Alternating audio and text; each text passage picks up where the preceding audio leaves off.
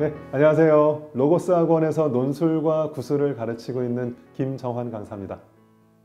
왜 토익 영어에 토익 강사님들이 직접 토익 응시하셔서 이렇게 만점 받고 그런 경우들이 있잖아요.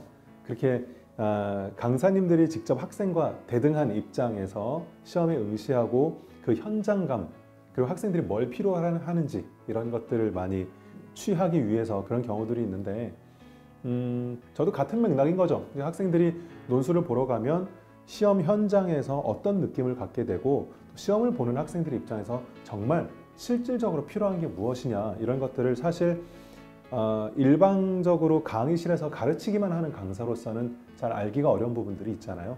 그래서 이러한 부분을 제가 직접 경험해 보고 싶은 부분이 하나 있었고, 그 다음에 또 하나는 논술이나 구술 쪽은 아무래도 선생님들께서 알려주고 싶은 내용들이 굉장히 많다 보니까 학생들 입장에서는 굉장히 많은 내용을 배우기는 배우지만 이것을 실제 현실에서 어떻게 써야 될지 감을 잘 못 잡는 경우들이 종종 있어요. 근데 저는 그래서 원래 제 강의의 기본 방침이 학생이 시험을 위해서 꼭 필요한 것만 압축해서 전해준다. 가장 실용적이고 전략적으로 활용도가 높은 것들을 전해준다. 이게 제 기본적인 강의의 모토인데, 마침 작년에 연세대가 논술 100%로 학생들을 선발한다라고 하니, 그러면 이제 저도 응시할 수 있는 거니까, 그러면 제가 학생들에게 가르치던 그런 실전적인 방식, 이런 것이 실제로 얼마나 유효한지를 제 스스로 한번 검증해 볼 기회도 필요했던 거죠. 그러한 두 가지 이유에서 제가 시험에 직접 응시를 했었고 또 합격을 했죠. 시험 현장 분위기요. 일단은 사람이 엄청 많습니다. 사람이 엄청나게 많고 수험생뿐만 아니라 같이 응원하러 오신 뭐 친구, 아버지, 어머니 이렇게 많이 다들 오시니까요. 사람이 일단 굉장히 많고요. 그러다 보니까 학생들 입장에서는 심리적으로 다소 좀 위축될 수도 있겠다는 생각도 들어요. 너무나 많은 사람들이 다 자기 경쟁자처럼 보이게 되잖아요. 또 경쟁률이 워낙 높기도 하고.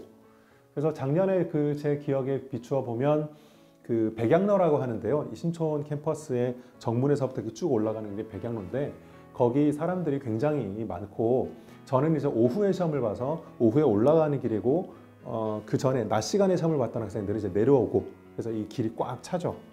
시험장에 들어갈 때는 자기 수험표하고 신분증만 가지고 학생만 들어갈 수 있고요. 그러면 그 건물 밖에는 이제 아버지 어머니들이 자식이 이제 끝나고 나올 때까지 그때부터 기다리시는 거죠. 그 모습을 건물 들어가서 이렇게 내려다보면 참 짠한 느낌도 들고 참 애틋한 느낌도 많이 들고 그래요. 강의실 안에 들어가면 작년에 제 기준으로는 작년에 강의실 안에 들어가면 자기 자리가 별도로 정해져 있지는 않고 선착순으로 자기가 앉고 싶은 자리에 앉습니다. 자리에 앉고 저는 그때 뒤에서 두 번째 자리였나 됐던 걸로 기억을 하는데요. 시험 시작되기 전에 종이는 3장을 받죠. 문제지 1장, 연습용지 1장, 그 다음에 답안지 1장, 이렇게 3장을 받고요.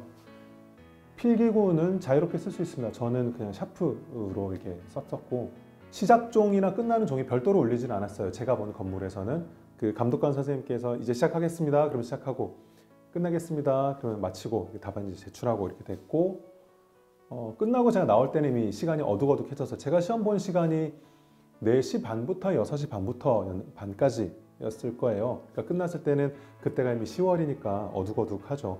나올 때 아버지 어머니들이 이제 계속 바라보고 계신데, 저는 이제 또 학생도 그렇고 혹시나 학부모님들이 알아보시면 놀라실 거 아니에요.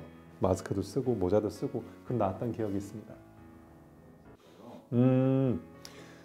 제가 평소에도 학생들에게 굉장히 강조했던 부분인데, 그 답안을 본격적으로 쓰기 전 때 개요를 작성하는데 그 개요 작성에 시간을 좀 많이 썼으면 좋겠어요. 제가 실제로 시험장 가보니까 저는 그 2시간 시험 중에 50분을 개요 작성에 썼어요. 나중에 이제 1시간 10분 동안 답안을 작성한 거죠. 그런데 시험 시작하고 나서 얼마 안 돼서부터 답안을 막 작성하는 학생들이 주변에 이렇게 보이더라고요.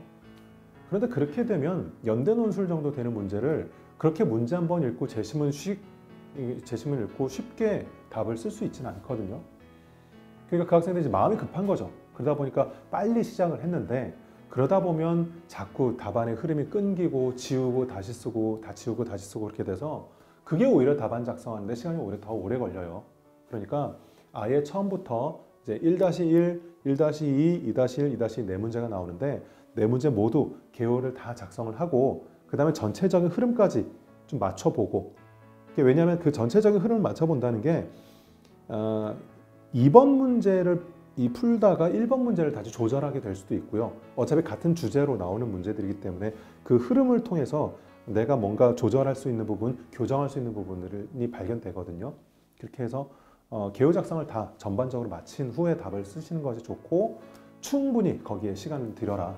강사인 저도 개요 작성을 하는데 50분을 썼는데, 물론 학생들은 마음이 급하고 또 스타일이 다르니까 그렇게까지 시간을 안 쓴다 할지라도 적어도 너무 급하게 답안을 작성하는데 뛰어들지는 말았으면 좋겠다. 마음의 여유를 갖고 개요 작성에 충분히 시간을 들였으면 좋겠다. 그 얘기는 꼭 하고 싶습니다.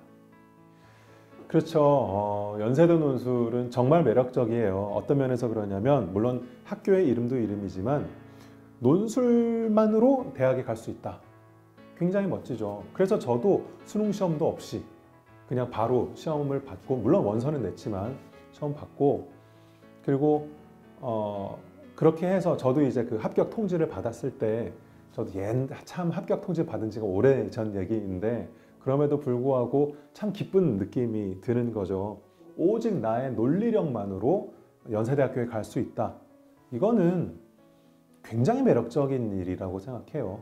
그래서 연대 논술을 준비하시는 분들은 내가 그런 멋진 도전을 하고 있다는 데 대한 자부심을 좀 가지고, 거기에 스스로에 대한 자신감을 좀 가지고 시험에 임하면 좋은 결과 있지 않을까, 그런 생각을 합니다.